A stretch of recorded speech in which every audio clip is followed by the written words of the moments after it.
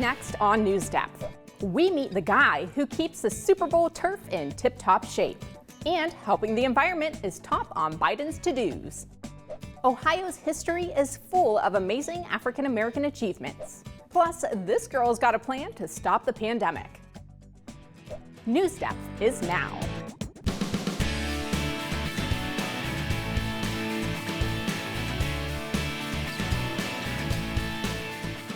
Biden makes multiple moves to protect the planet. Hello everybody, I'm Margaret Cavalier, filling in for Rick Jackson. Thanks for joining us. In his first couple of weeks in office, President Joe Biden has signed several environmental executive actions. He's pushing for the U.S. to forget fossil fuels in favor of clean energy sources. A fossil fuel is a material formed over a long period of time from the remains of organisms and then burned for energy. Think coal, oil, and gas. Use of fossil fuels can result in pollution that harms the global environment and changes the climate. To avoid this, Biden has ordered multiple things. An increase in harvesting wind energy. All federal vehicles to be replaced with those powered by clean energy.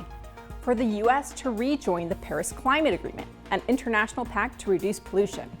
And he's even called for the creation of a civilian climate corps that will hire regular people to clean up pollution and protect the environment. Of course, not everyone is in favor of Biden's changes. Oil and gas companies say it will result in their employees losing jobs. And while Biden pushes for protecting the environment, he must also take action on the pandemic. Daryl Forges is in Washington to explain how Biden is handling both. Daryl? Today is Climate Day at the White House. President Biden signing executive actions to make climate change a core part of all foreign policy and national security decisions. It is an existential threat. The actions halt new oil and natural gas leases on public lands and offshore waters and review existing fossil fuel leases. The oil and gas industry and some lawmakers blasted the move, saying it's bad for the economy. It looks like President Biden is working on a make America unemployed again kind of strategy. It's going to benefit jobs, it's going to benefit our health, and it's going to lead to that future we want to hand to our children. The coronavirus pandemic is another crisis facing the country. During the Biden administration's first COVID briefing, the CDC director warned new variants may be more contagious. The variants have been identified recently, seem to spread more easily. They're more transmissible, which can lead to increased number of cases. But scientists say current vaccines seem to be effective against the known variants. Biden pledged to have enough vaccines for at least 300 million Americans by this summer. Thanks, Daryl. At the end of that story, you heard mention of coronavirus variants. A variant is something that differs from what is considered normal. Scientists have observed changes in the coronavirus, especially on the spikes that line the virus's surface. It's common for viruses to mutate over time. According to the Centers for Disease Control, the new variants seem to spread more quickly, but do not seem to cause more serious cases of COVID. Still, the effort continues to vaccinate as many Americans as possible against the virus. One state stands out in terms of its success in this, our southeast neighbor, West Virginia. Miguel Marquez reports. All right, if you just want to relax your arm just like that. One shot, one arm at a time. You're welcome. Today, a hospice nurse. How difficult was it to schedule this? It wasn't hard at all. They sent you the link and then you got online and just picked your place and your time, and it was pretty easy. A parole officer. I would have gone to the end of the earth to get the vaccine. Right, but it was 10 minutes down the road. Right, 10 minutes. And a registered nurse, all in a state showing some of the best results nationwide in getting vaccines from manufacturers into arms. There were so many other places in West Virginia providing it. We could choose. Their vaccination destination, Canova, West Virginia's local pharmacy, Griffith & Fowle Drug, around since before the last pandemic in 1918. West Virginia, which opted out of the federal government's distribution program, was the first state to administer shots to all residents and staff in all long-term care facilities statewide. Pharmacies like Griffith & Fowle, a sort of unofficial community center, use local knowledge to get shots into arms. So far, they say, they've not wasted a single dose. I've even driven to a patient's home just to give them a dose because it was going to go to waste. She was 99 years old. Her daughter said she's ready to go, so I hopped in my truck, drove across town, and gave it to her in her house. This decentralized system of vaccination in locations, both small and large, along with highly organized distribution, has proved an overwhelming success.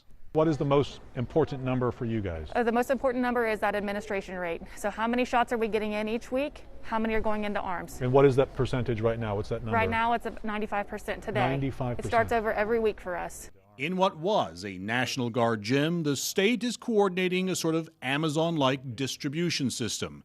Every week, vaccines delivered to 5 hubs, then distributed by the National Guard throughout the Mountain State. Right now we receive a little over 23,000 vaccines a week. We want to build a capacity that we can receive and vaccinate people over 100,000 per week. He says they're ready to ramp up now. They only need more vaccine, lots of it. If truly today we had an unlimited supply of vaccine, I will promise you beyond any doubt whatsoever, every single person in the 3rd oldest state with the most chronic illnesses that are 65 and above in West Virginia, all of them would have the vaccine in their arms by the 14th of February. Thanks, Miguel. Well, maybe you're tired of all of this COVID talk and just want the pandemic to be over already. Don't we all? But what are you going to do about it? And don't say kids can't lend a hand or come up with good ideas to get life back to normal. Because our next story features a 3rd grader from North Carolina who wasn't going to let her age get in the way of finding solutions. Dewan Hoggard has her story. Durham 3rd grader Layla Boney has a bright mind, a big heart, bubbly, and a little bashful when our camera showed up today when asked about her first lesson in civic engagement. And like any kid her age right now, she wants outside to open back up. I wanted to start in March since the COVID-19 has spoiled all the fun. So she decided to do something about it by writing a letter to her mayor, Steve Schewel. I think we should be in groups of 5 people, and we will have Lysol to spray in the air. This was completely her brainchild. So she came to us and was like, basically, I'm tired of COVID. I don't get to see my friends. I want to go to school. I appreciate my teacher, but I don't like being on Zoom. She came to open it and she read it. To their surprise, the family receiving a response from the mayor earlier this week. Don't worry, you will soon have fun with your friends again. And I was like, go ahead, Lay, little politician. Mayor Schewel calling the letter excellent, promising she would get to play outside with her friends again and to continue wearing a mask until the vaccine keeps us safe. I think her writing this letter and actually getting a response from the mayor, I think what it does is it shows her that she has a voice and that if she sees a problem, she can come up with the solution and, suggest her solution and, someone will listen to her. We know that there is a history of suppressing voices. And so I want to make sure that we foster the type of environment at home that they know that, your voice matters here first. And you can take that skill that you learn at home when you go outside and flourish outside of these 4 walls here. Thanks, Dewan. If you want to follow Layla's lead, it's easy to look up your government representative's contact info and send off a letter or phone call yourself. After all, as we learned in last week's show, the United States is a representative democracy, where the government is intended to represent the people's will, including yours. Last week, we also learned about executive orders. So let's take a look at the poll results to see which of Biden's executive order topics you thought he should get to work on first. 41% of you said he should pay attention to the pandemic first, followed by 35% of you saying the environment should be his initial focus. I wonder how that compares to the executive orders we asked you to write for your school. Let's see what you came up with by opening up our inbox. Anthony from Kensington Intermediate and Rocky River wrote, "If I had to choose an executive order for my school, it would be extra recess once a week. I think that this is reasonable because right now in my school, we don't switch classes, so we don't really move around." Also, extra recess would be nice to have because we have to do a lot of schoolwork, and what person wouldn't like getting outside and running around for a little bit? That is why I would choose to have extra recess for my executive order at school. Nice. Here's one from Rylan at Bath Elementary in Akron. There are two really important executive orders that I would give to my school. My first order is to start a once-a-month class teaching kids about the environment. I would do this because the environment is so dirty and polluted, mostly because of us, so it's our job to help clean it up. That class would teach kids how to help clean it up and why we should help out the environment. My second executive order would be an equality class, teaching kids that equality for all is important, and that no human's life or happiness is worth less than another human's. Jana from Hardin Northern School in Dola wrote, "An executive order from my school is free school supplies for students that need it. Some kids can't go to school because they can't afford it. I know some schools do this, but not all. This would help kids that need to go to school, and my school could be a hero, which I like the idea of." Here's one from Olivia at Westlake Elementary in Westlake. "If I could pick an executive order for my school, it would be to have more school counselors. Have you ever thought why kids get into fights on the playground or at lunch? There are lots of reasons, but our school counselors can help. But most schools don't have enough school counselors to help all the kids that need their help. More school counselors would really benefit my school." Finally, Layla from Lincoln Elementary in Wadsworth wrote, "My executive order would be to have a free day every week so students would be able to do whatever they feel like for one day. I would make this day be Tuesday because Monday is my favorite day of the week. I'm weird like that. And Tuesday is the day that feels the longest. This would be a great executive order for all schools, and all students probably would love this." Nice writing, everyone. I like that presidential thinking. Now it's time for a quick update on the presidential impeachment. We told you a few episodes back about the historic second impeachment of Donald Trump. While he has left Washington, Congress is still debating his involvement in the January 6th mob attack on the Capitol. The House voted to impeach Trump, and then a group of representatives ceremonially walked the article of impeachment from their chambers to the Senate chambers. Next, Maryland Representative Jamie Raskin read it aloud. Article 1, Incitement of Insurrection. The Constitution provides that the House of Representatives shall have the sole power of impeachment, and the President shall be removed from office on impeachment for and conviction of treason, bribery, or other high crimes and misdemeanors. Further, Section 3 of the 14th Amendment to the Constitution prohibits any person who has, quote, engaged in insurrection or rebellion against the United States from holding any office under the United States, unquote. Some senators argue the impeachment is not in line with the U.S. Constitution because Trump is no longer in office. In a trial, Democrats would need 17 Republicans to side with them, finding Trump guilty. Still, others want to vote to censure Trump instead. Neither can happen until February 9th, when the Senate returns from break. Also being worked on in Washington, the White House is reviving a push to put Harriet Tubman on the $20 bill. The banknote currently features President Andrew Jackson, who was known in his time as a war hero, but is also criticized for having supported slavery. On the other hand, Harriet Tubman was a 19th century abolitionist. After escaping slavery herself, she set about freeing hundreds of others through the Underground Railroad. The idea to swap Tubman for Jackson was initiated in 2016 by the Obama administration. 3 years later, the head of the U.S. Treasury Department said the change couldn't happen until 2028 due to technical problems. The U.S. Treasury Department is the government agency in charge of handling federal finances and currency. But just last week, White House Press Secretary Jen Psaki said this about the $20 bill. The Treasury Department is taking steps to resume efforts to put Harriet Tubman on the front of the new $20 notes. It's important that our notes, our money, if people don't know what a note is, reflect the history and diversity of our country, and Harriet Tubman's image gracing the new $20 note would certainly reflect that. So we're exploring ways to speed up that effort, but any specifics would of course come from the Department of Treasury. For this week's poll, we want to know which banknote you would change next.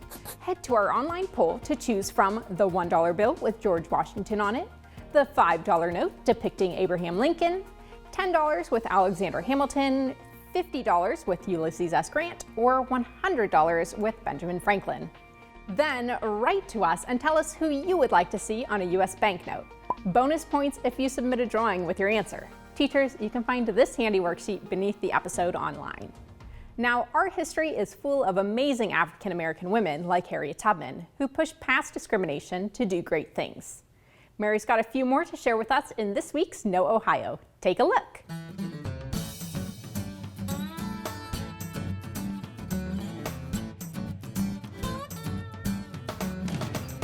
Historically, women have had to overcome hurdles to gain power and become leaders.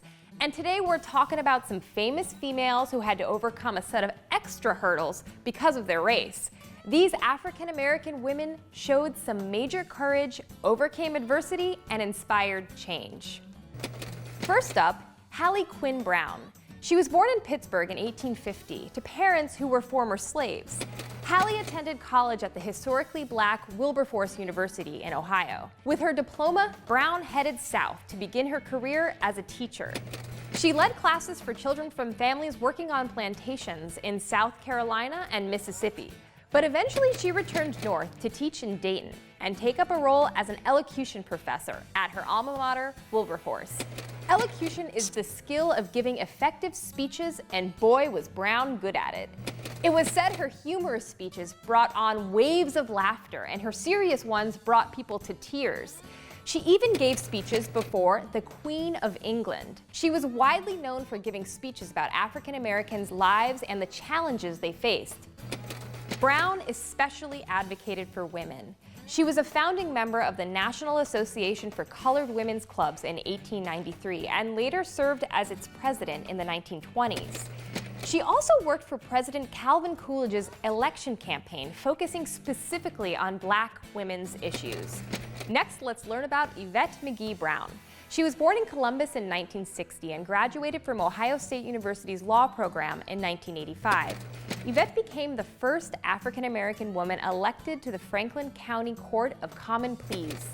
During her time there, she created a program that changed how police, hospitals, and other groups respond to children and families who have experienced abuse. It's almost like human services work, using the power of the court to get change. She later became the first African-American woman appointed to the Ohio Supreme Court in 2010. Even that wasn't enough for her. She returned to practicing law in Columbus and became partner in charge of diversity, inclusion, and advancement for Jones Day, an international law firm. Finally, let's talk about another famous Hallie from Ohio, actress Halle Berry. She was born in Cleveland in 1966. Her parents got her name from the old Hallie's department store in the downtown area. Berry said she experienced discrimination during high school because most of her peers were white, but she took part in lots of extracurricular activities and eventually attended college at Cuyahoga Community College. She left college to pursue modeling and acting. Berry acted in several TV shows in the 1990s before getting her big break in the Spike Lee film Jungle Fever. In 2001, she became the first African-American woman to win the Academy Award for Best Actress. Halle Berry in Monsters Ball.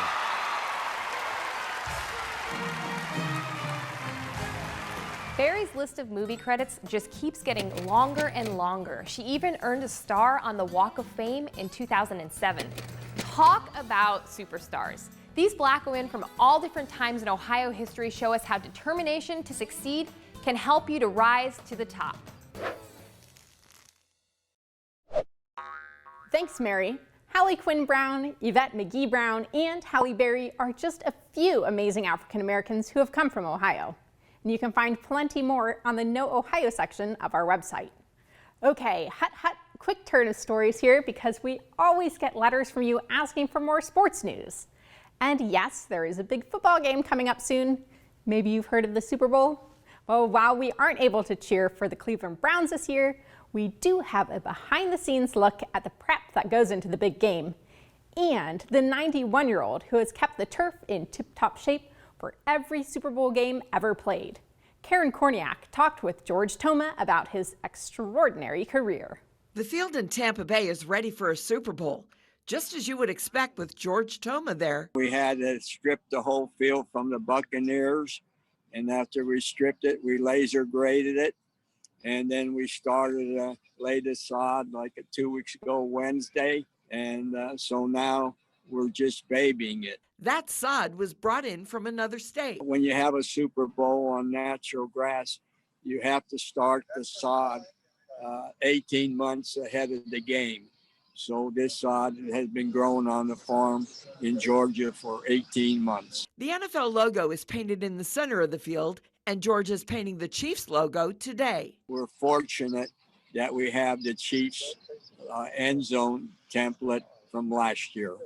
And we just have to start with the red paint, so we'll start putting the Chiefs in first. Georgia's worked every Super Bowl from the start, and the NFL wouldn't have anyone else. I think him and the Pope are about on the same speaking scale. You know, he's the guy that was at Super Bowl I. None of us were. So, like I said, he is just a walking history book. George is excited to prepare the field for another Super Bowl, but he's most excited to lay out the green carpet once again for the Chiefs. Thanks, Karen. The pandemic has certainly silenced sports arenas. Nowadays, without the crowds, athletes can use some extra cheering to get them revved up for a game. And that's where one special teenager steps in. Kashmir Albright is a senior on her high school's cheer team, but getting the chants and movements down aren't easy for her. Born deaf, she relies on her keen sense of timing to stay on track with the rest of her team. Kyle Deckelbaum has her inspiring story. Kyle? What for fans fizzles into background noise is for Kashmir Albright a muffled mystery. Because in a sport that depends directly on precision, rhythm, and sound, Kashmir hears this. It's just loud. And if she removes her implant, nothing at all. I can't hear anything. Kashmir was deaf at birth. Even this Zoom interview wasn't easy. This might be a little difficult. But we'll do it. That's the way it's always been with us, Jerry is Kashmir's grandfather. At age 4, she could not communicate verbally. Through speech therapy, doctors, and hard work. I really didn't think she'd ever be verbal, but now she's quite verbal at times. Kashmir came up with the confidence to try out for cheerleading in 8th grade. Were you afraid to try it? Mm-hmm. Yes, I was afraid. You was afraid? Yeah, I was nervous. Christy Law has coached Kashmir since day one. Everything we do is surrounded by movement, whether it's voices or music or, reacting from the crowd. So what she does is incredibly difficult. Good job, girls. Christy says the key is to demonstrate. Hey, you need to make sure that when you're pushing up on that stunt, you're extending all the way. 5, 6, 7, 8. The rest is her gift for timing. Put down 5, 6, 7, 8. Like a Swiss watch. 5.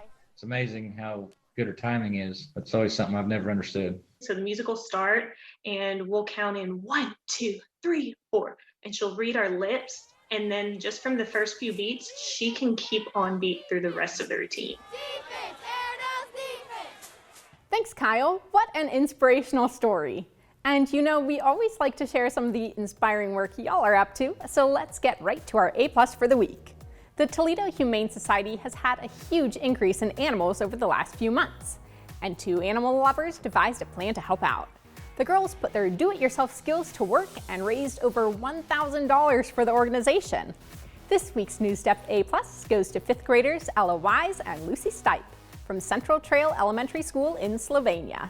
Friends since kindergarten, Ella and Lucy started volunteering at the Toledo Humane Society last year. We had to wait until we were old enough to volunteer, explained Ella. They walk the dogs, feed the animals, and clean out the kennels. My favorite job is playing with all of the cats in the cat room, said Lucy. Before the girls could start working, they had to attend a class to learn how to care for all the different types of animals, including cats, rabbits, dogs, and the occasional rat or chinchilla. Over the past few months, the girls noticed that the Humane Society was getting a lot of animals from other shelters that were overflowing or closing due to the pandemic. They realized that resources were running low and wanted to help out. Lucy came up with the idea to make treats and toys and sell them, said Ella. We found instructions to make dog toys and treats on Pinterest, added Lucy. The girls sold their homemade treats and toys from Lucy's driveway. They even had a few online orders that they had to deliver to porches. Lucy and Ella are some of the kindest students I have ever had, said Lucy's teacher, Miss Putterbaugh. We are so proud of the work that Ella and Lucy do. They have such big hearts and love animals, added Miss Dona. This week's A+ award goes to Lucy and Ella for supporting the Toledo Humane Society and taking such great care of our four-legged friends. And speaking of four-legged friends, time to check in with our cuteness correspondent. Let's see what NewsCat has pawed up for this week's petting zoo.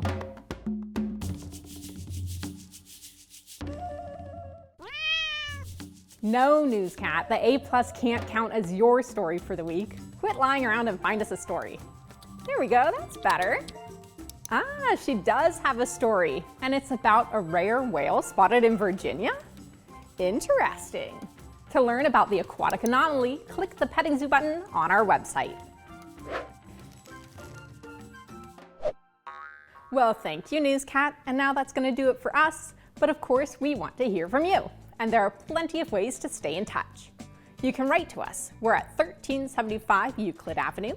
That's Cleveland, Ohio, zip code 44115. You can email us at newsdepth@ideastream.org, or you can tweet us. Our handle is @NewsDepthOhio. Thanks for joining us. I'm Margaret Cavalier. We'll see you right back here next week.